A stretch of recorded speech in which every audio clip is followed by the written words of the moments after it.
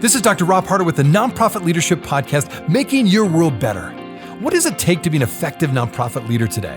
What are the biggest challenges? What are the biggest obstacles? How should nonprofits fundraise in an economy that is constantly changing? All of these reasons combined led me to start this show.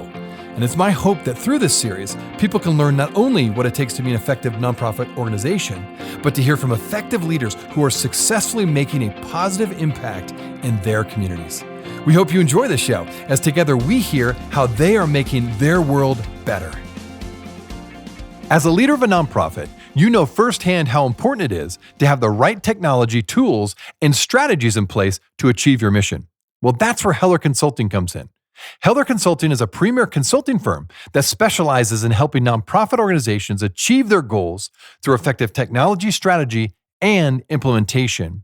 Whether you need help with technology roadmaps, CRM strategy, Salesforce, or Microsoft implementations, Team Heller has you covered. With Heller Consulting on your side, you can trust that you'll have the support you need to make the most of your organization's technology resources. Visit teamheller.com/NLP to learn more. Again, that's teamheller.com/NLP to learn more. Do your investments align with your values? Well, now's the time to increase your triple bottom line to better people, profit, and the planet. Amalgamated Investment Services, a division of America's socially responsible bank, has a deep-seated commitment to affecting systemic change through investments. By specializing in triple bottom line impact, they can help navigate the common hurdles experienced by nonprofit organizations and foundations, from creating a sustainable policy statement to avoiding the all-too prevalent greenwashing. If you would like to join them in creating a more just and sustainable world, please visit amalgamatedbank.com/nonprofitinvesting. Again, that's amalgamatedbank.com/nonprofitinvesting. Securities offered through Infinix Investments Incorporated, member FINRA and SIPC. Amalgamated Investment Services is a trade name of Amalgamated Bank. Infinix and Amalgamated Bank are not affiliated. It has been so fun to have some of the bigger names in the finance and tech world on the show, from Amazon Web Services to Google. Now, today I have the privilege of interviewing the Visa Foundation's president. Now, much like Amazon Web Services and Google, all of you have heard of Visa. But I have a guess that few of you would know that Visa has a philanthropic arm to their company, the Visa Foundation. Now, the Visa Foundation was launched a few years ago, and on the show today is the president of the Visa Foundation, Graham Macmillan.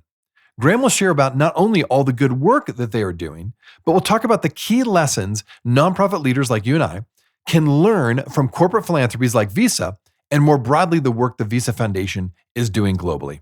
Enjoy today's show.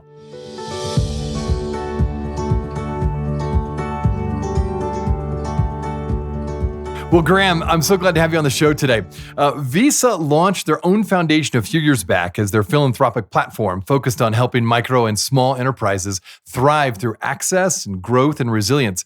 Now, so I'm guessing, as I mentioned to you on the outset, I think everyone knows, of course, of Visa, but probably a lot of people do not know about the Visa Foundation. So why did Visa launch this foundation? Tell us a little bit more what Visa is hoping to accomplish through their foundation. Well, Rob, thanks so much for the invitation to be here. Look forward to telling a bit more about our story and that of our partners, even more importantly. Visa Foundation really is meant to support Visa's purpose by uplifting everyone everywhere, by enabling financial inclusion for small businesses and communities, which you spoke to. And really, the attribution for the founding of Visa Foundation should go to our CEO, Al Kelly. When he became CEO of Visa a little more than 6-7 years ago, he felt that it was absolutely vital for a company like Visa, with our breadth, our brand, the number of employees, the responsibility to our clients and communities, to have a foundation to represent our values, where we operate, where we live, and where we work. And so that is what we've been doing for about 6.5 years now. That's great to know. And now it sounds like Visa is really seeking to support inclusive economies where individuals, businesses, and communities can really thrive. And you mentioned through grant making and investing, the Visa Foundation really prioritizes the growth of gender diverse and inclusive small and micro businesses. Why are these priorities and values so important to Visa? So when the foundation was created, there were three broad areas that were part of the mandate, if you will. One, economic opportunity. Second, of course, as I mentioned before, supporting communities where our employees live and work. And then more broadly, helping communities that get affected by natural disasters around the world. And when I arrived a few years after the inception of the foundation, it was very clear that the economic opportunity pillar, that it was a desire to focus on the role that small and micro businesses could play to foster a more inclusive economy, giving communities that have historically been excluded from participation and obviously realizing the benefits of economic inclusion. That by focusing on that, again, and from a global perspective, because we do operate globally, that was an important planting of the flag, if you will, what we stood for. But very early on, when I arrived, it just struck me that there was so much more to Visa and our brand and our employees, that we had a set of values that were even more vital to expressing to a set of stakeholders and to expressing in our grant making and investments, which we can spend a little bit more talking about how we go about our work. But yeah, as you said, that a focus on gender inclusion and equity, as well as other underrepresented communities around the world, was vital, because we know, and there are many statistics that show, and in the spirit of maybe being a little more specific and offering them, that for instance, in the United States, and this was a GAO, accounting office statistic that I read some years ago, that there's roughly $70 trillion of some liquid wealth in the United States, but only roughly 1 to 3% of it is controlled by women and or underrepresented communities. And that's staggering when you really think about it, considering that amount of wealth. But what's more vital in understanding that is if we really think about empowering those individuals in the form of the institutions that they run, particularly from an investment standpoint, as well as from an enterprise standpoint, they're going to deploy that capital into communities that they know and understand.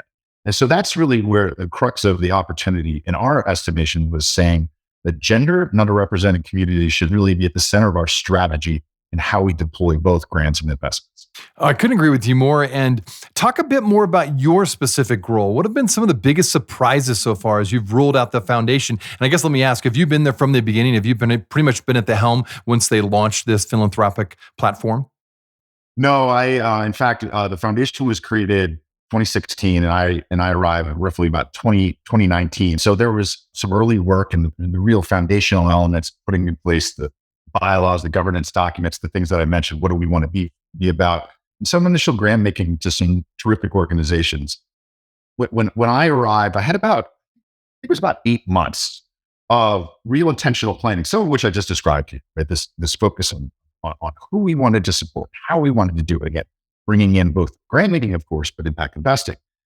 And we're really excited because we really conceived of this signature initiative, which we call our Equitable Access Initiative. This, what is a $200 million commitment over 5 years to support these small businesses, small micro businesses. And we were so excited to roll it out in the spring of 2020.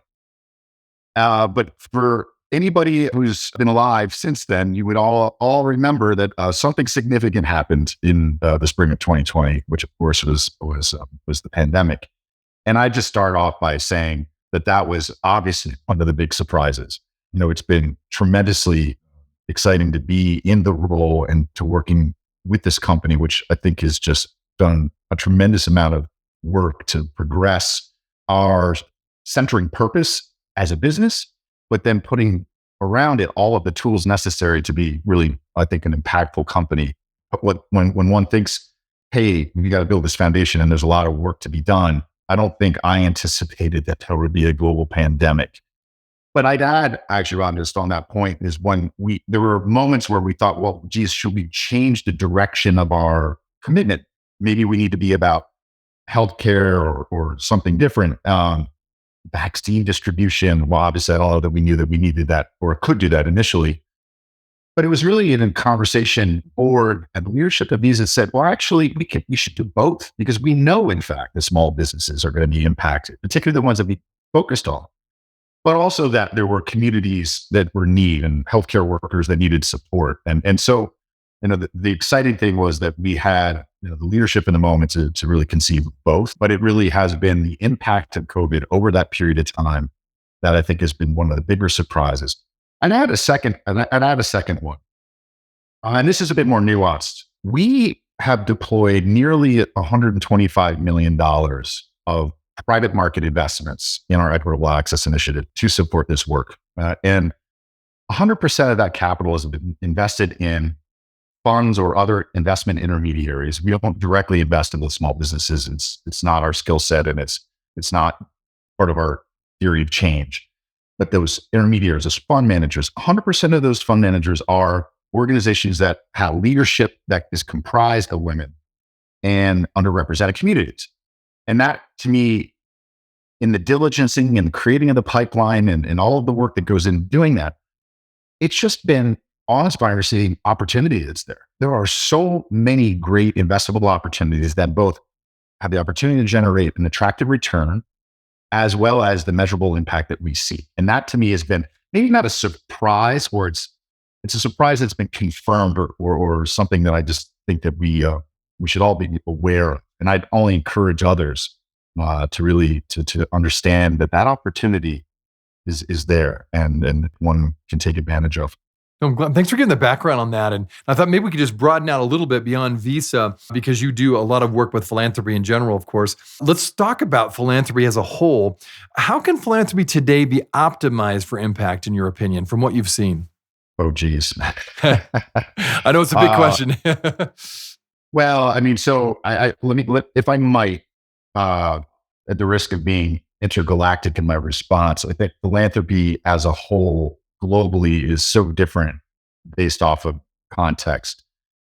I am more comfortable talking about the context of U.S. philanthropy, given the tax laws and other things that we have to be mindful of, even though we are a global philanthropy, right? So it's being mindful of where we are based, where's how we deploy. So in the context of being a U.S.-based global philanthropy, there's a lot to be said around evolution and change and modernization, if you will, of the approach. Because when you think about the construct of the private foundation, and that's really what we're talking about.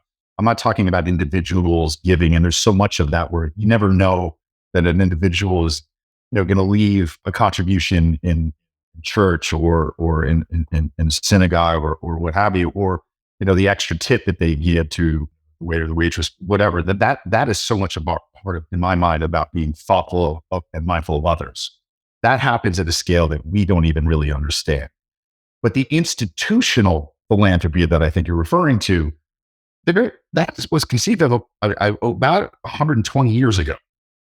And it needs to be modernized. And I know there's a lot of efforts underway to be able to do so. I think one of the examples that I would say is a point of pride for us, so really to combine the two, as your listeners would know, and you would know, private foundations that have an asset base are required by the IRS to disperse 5% of those assets every year. And I think there's some really interesting things to conceive of with that number, to change that number, to incentivize different types of giving. But for instance, we've been at roughly 7 to 8%, and actually are targeting 10% this year to go above and beyond. And how are we doing that? Well, because we have a mindset about asset utilization, that we believe that the philanthropy needs to manifest our values, and really creating incentives for board and governance and the culture of a foundation to really embrace that giving more or investing more, deploying more should be rewarded. And that frankly, the regulations that incentivize that should probably reflect an evolution. Related to that, of course, is the investment side of things. And I'll let my colleagues that are focused on policy and advocacy around impact investing and sustainable investing speak to that more specifically, but there are a lot of opportunities to do that better. And I know that there is a lot of effort underway.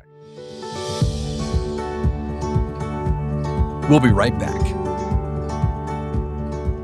As a leader of a nonprofit, you know firsthand how important it is to have the right technology, tools, and strategies in place to achieve your mission. Well, that's where Heller Consulting comes in. Heller Consulting is a premier consulting firm that specializes in helping nonprofit organizations achieve their goals through effective technology strategy and implementation. Whether you need help with technology roadmaps, CRM strategy, Salesforce, or Microsoft implementations, Team Heller has you covered. With Heller Consulting on your side, you can trust that you'll have the support you need to make the most of your organization's technology resources. Visit teamheller.com/NLP to learn more. Again, that's teamheller.com/NLP to learn more. Do your investments align with your values?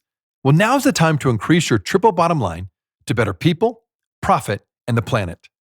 Amalgamated Investment Services, a division of America's socially responsible bank, has a deep-seated commitment to effecting systemic change through investments.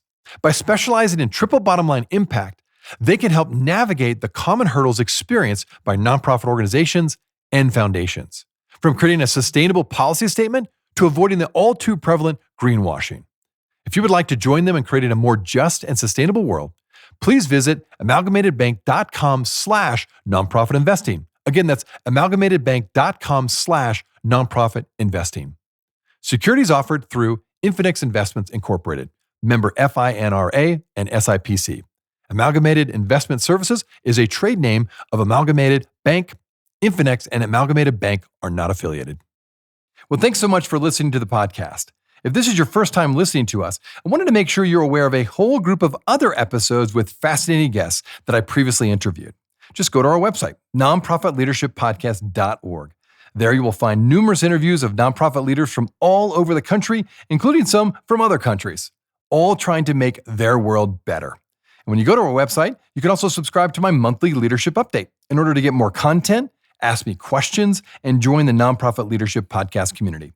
Just look for the subscribe button, which is on the top right-hand side. It's a real easy process. Well, thanks again for listening. Now back to the show.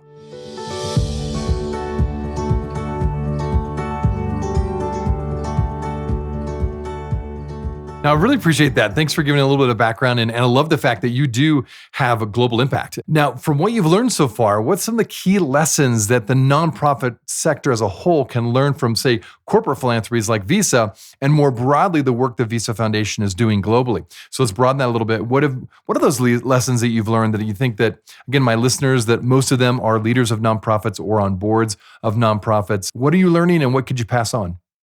I think it's fundamentally about the dynamic that exists between those that have capital and those that are seeking to have access to capital. And in my mind, philanthropy can continue to make progress around having a service mindset. And by that, I mean, at the end of the day, our job is to provide both the financial resources and, in the case oftentimes of well-regarded and well-known foundations, brand, reputational lift. But then it really ultimately, the power resides in those who are implementing, those who are directly serving. And that too often that power dynamic is not equitable. And that I think I've seen the best in class organizations that are seeking funding or investment know the power that they have and do a better job of negotiating, if you will, the terms of that relationship. Because we wouldn't be able to exist and be able to advance our mission without those partners. And so the partners that know what it is that they're trying to achieve are willing to help us learn. And of course, transparency around data and the impact, things that are going well, things that are not going well. It's really about a partnership. And that balance is, when well struck, that is what to me is most effective in this space. Because if you don't have that equilibrium, then things can go awry. It's just, there's too much of a track record of ineffective philanthropy, ineffective service provision when that balance isn't well struck. No, well said on that. I like that. And, leadership, this podcast is all about leadership. And I was curious, from your perspective, could you share a bit about the biggest challenges you're facing in leadership right now at the foundation, and how are you tackling them?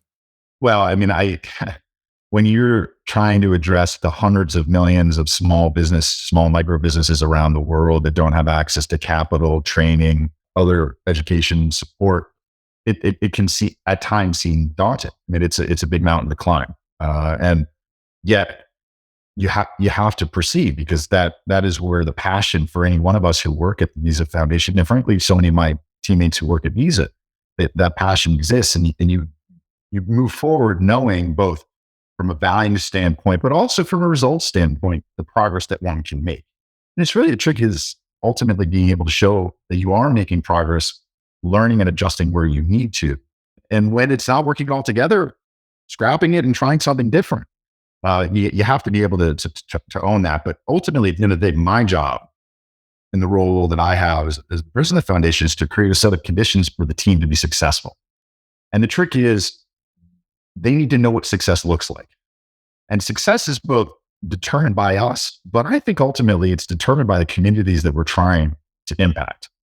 And when you get third-party validation, it's easy to be told you're wonderful when you're working with an organization that's getting money from you. That's just a natural thing to understand. Of course, they're going to say that. And actually, I'll be honest with you, the really authentic relationships will tell you, yes, we appreciate your money, but you could do this better. Goes back to the previous point of it. But when you see third-party validation in the community or small business owners said that this capital or training really transformed my business, it helped me to digitize my small business because, geez, before COVID, I was working in paper, and now as a result of working with this partner, I've been able to evolve. And that to me, that the third-party validation, if you will, really confirms the progress that we can. And if your team sees that, and you can create the enabling conditions or the enabling environment for them to make that progress, then that to me is where I think one can be an effective leader. Ultimately, at the end of the day, Rob, is when there is success, it's the team who gets recognized. When there's not success, that's my response. I like that approach to leadership. Yeah, that's a great way to look at it. And I like how you said the third-party validation. I think that's a good way to put it. When you have people in the community, we have others coming around saying, yes, this is effective. Yes, this is working. That's a great confirmation that you're making success, you're making an impact that's positive. Well, and adjusting when it's not, because this is hard stuff, right? I mean, Rob, you can appreciate this very well. You've been in this space a long time, and inherently this is complicated. I mean, when we think about, we were talking about the pandemic earlier. I mean, the implications of a global pandemic, I mean, it is by definition complex, and the length of time that we understand how the impacts are being manifest. And so, yeah, I think part of it is also creating a culture where you can ask questions, question the original assumptions, have a flexibility and resource allocation and strategy for that matter that ultimately makes you effective when dealing with change, and that we are in the change business. Mm-hmm. That's interesting. Talk more about that. You're in the change business. What do you mean by that? Just fill that a little bit more. Well, ultimately, so we have two mandates at we as a foundation. And I think for most of my colleagues in corporate philanthropy, this is pretty consistent and true. Of course, we have a mission mandate, right? And talked about our mission and what we're focused on. And of course, the other element is helping so many different communities and stakeholders understand Visa's story and what we stand for, our values. We're really a global company that adds tremendous value through the provision of our services with our clients and our partners around the world. And ultimately, to me, you have to be able to manifest that in the work that you do and to ultimately change that. But, I think the hard thing for me has been really understanding how we do that well and in a focused way that is consistent to what we stand for. And I think the thing I'm most proud of thus far is that the team that I work with and the partners that we work with constantly evolve and adapt to the change and also drive the change, because we know the change that we're trying to seek. When you're out there in the world, change happens, and there's been a lot of change, and we know it's going to happen, and you have to adjust. So it's really the North Star change that you're seeking to have, but knowing the path along the way. And if your team's adaptable and your partners are adaptable and you provide flexible funding, that we could spend a lot of time on just the nature of unrestricted funding relative to some of the hoops that a lot of philanthropy puts organizations through. I'll just give you an example of when the earliest days of the pandemic, one of the first things that we did, and again, this isn't anything other than, I think, sound philanthropy. And the choice to do this was inspired by others who will come before us. So I want to be very clear. We have no point of pride except to say it's the right thing to do, which was unrestrict any restricted grants that we had. There were too many challenges for us to continue to ask our partners to contort themselves to reporting on things when the conditions changed. And that just is an example of where, that notion of change. And so you can try to have a certain change and affect social change, but you also know the environment. You have to adapt to it.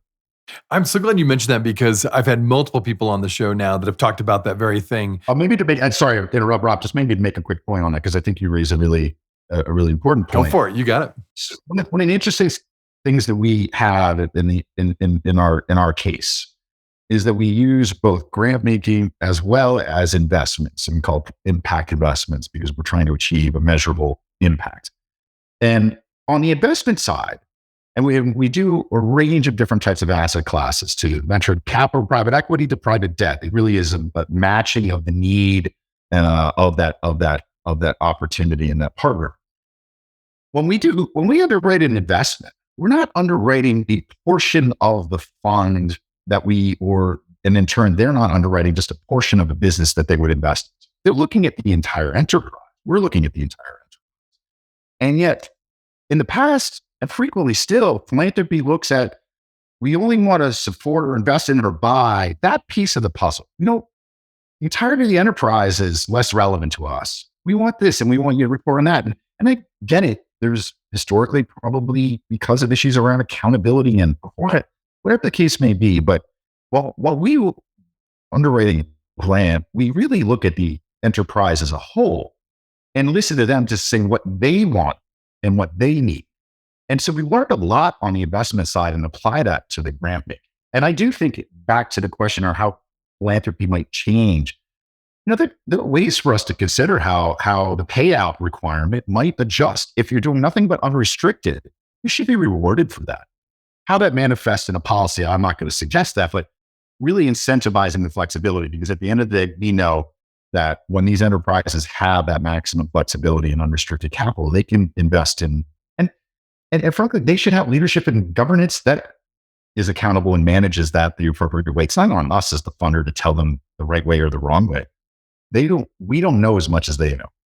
Well said. And again, what you're saying, I think, is really music to the ears of CEOs and executive directors of nonprofits, because yes, you want that trust and you want the ability to have that flexibility again. And like say, things can change, but to have someone who's so supportive and trust that the nonprofit knows best because they're on the ground is so important. And in fact, I want to ask the next question of, overall, when it comes to foundations like the Visa Foundation, how can you all help with operations, efficiency, and impact of nonprofits across the country? Because I know you do so much with the investing side, if you will. You're giving money, but you have a lot of skill set to pass on when it comes to operations efficiency and overall impact. Have you gotten into that place, or you kind of draw a boundary and say that's not what our role is? It's a great point. And in so many ways, this is the promise of what corporate philanthropy can be. And I've been privileged to witness this with other corporate foundations over the years that I've either worked with myself or witnessed from afar, that there is a value add that we can bring as a company, that we really can. And I think you have to be optimized to do that well, so that the value that you both have agreed to, meaning your partner and you have agreed that you think you can deliver, is focused on that, but doesn't overwhelm. Because a large company like Visa can overwhelm a smaller nonprofit organization in an emerging market, where we have to be very mindful of that dynamic. And so I would say we're in the early part of the journey of not only understanding the value that our capital can bring, our brand, I would add, and just the association, but also our people and our other services that we can offer. We're always, of course, very mindful of separating our philanthropy from our business. And by that, I mean the business interest, the commercial interest. We are really about community and impact and our key partners who are our stakeholders. So where we are making a lot of progress is actually in a program that we call Visa Foundation Gives, which is that one that we focus on place-based community where Visa employees live and work. And in fact, we have a really terrific partnership with an organization called Tipping Point Community in the Bay Area in San Francisco, where we have been working for a number of years on advancing solutions to youth homelessness. And youth homelessness is a really distinct set of challenges. There are a lot more complex, big scale challenges as it relates to homelessness, but youth homelessness, we see a lot of opportunity to really advance solutions. And a number of the ways that we've seen that is actually coordinating among the service providers in the Bay Area. And so what we've done is provide a $12 million 3-year grant with Tipping Point Community that will then on grant to a number of these local community-based organizations. And then there's a coordination function, but then we're bringing our employees in to provide value-added services and skills to volunteers and employee engagement. So that's a leading example, in my opinion, where there's a lot of opportunity when you're in place. Now, of course, on our work with small businesses, there's a lot of skills that we can bring. Particularly, I'm excited about the evolution of digital, where so many of our small businesses that we're trying to support through these partners have to confront that challenge and change and adapt. And what our expertise is on digitization and transformation that way, I think is going to be really exciting. And we have some progress to make there because we're still a new foundation. We want to do the right grant making and investing, and then bring on that value out of our employee engagement. I like that. I like that balance of, giving directly to the nonprofit, but then also supporting your employees where they live and help them, or encourage them to jump in and to volunteer and offer their skill set. I think that's a great combination. This may be interesting to some of my listeners. How do people find out about getting a grant? Is there an open process where you go online to the Visa Foundation and just apply for a grant? Or how does your grant making process work? We don't do open funding calls. I mean, of course, you can go to visa.com/foundation, and there is a general inbox where you can reach us. And we're always open to good ideas and good partners. I would just say to your audience that hearing what you've heard, if you have an organization that's focused on supporting small and micro businesses, that has a particular focus on gender and underrepresented communities, or you have an investment fund that is focused on measurable impact and generating financial return, we'll figure out a way to hear you. Or we may already know about you just haven't heard from us yet. And then as it relates to the community-based work, we have obviously office locations in certain places around the world. So of course, if you're in the Bay Area and you're working on youth homelessness, you'll hopefully be a part of this solution. Or for instance, our work in Singapore, where we have a big office, of course, and a number of employees, we're actually looking at food security. And so you might hear about us there, but generally, we have to manage the inflow because, of course, there's so much demand and our ability to support is challenging. But I do think that this goes back to philanthropy changing and evolving. We have to explore more inclusive and equitable ways to access our capital. It can't just be because you know me or you know one of my teammates. And I think there's some really interesting solutions on the horizon, which in many ways actually reflects how Visa operates as a company. So there's a lot we can learn as a foundation from our colleagues at Visa to be more of a network, right? And a partnership in that regard. So I'm encouraged by what we can do. We just have to we have to be disciplined and focused, Rob, because if we're not disciplined and focused, our ability to be effective and drive that measurable impact that our stakeholders, our board, our leadership cares about, we won't be effective there. But if we incorporate it into a plan, then I think we can actually evolve and innovate. I like that approach. I think that's excellent. Well, how can people find out a little bit more about you and the Visa Foundation? Well, again, as I said, follow us on social, and all my colleagues who run our various handles at Visa News. Those are some of the handles that you can follow us on. Of course, we have a LinkedIn page where our leadership is often quoted or has pieces about the future direction of Visa or commitments that we've made. For instance, just a month or so ago, our CEO, Al Kelly, was at the U.S. Africa Business Leadership Council. I think that's the name of it. My apologies if it's not spot on, but we made $1 billion commitment to invest in Africa over the next, I think it's 10 years, if I'm not mistaken.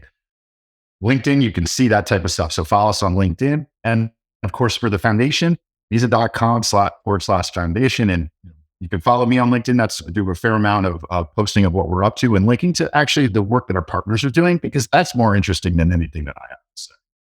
We're here to really support and uplift them.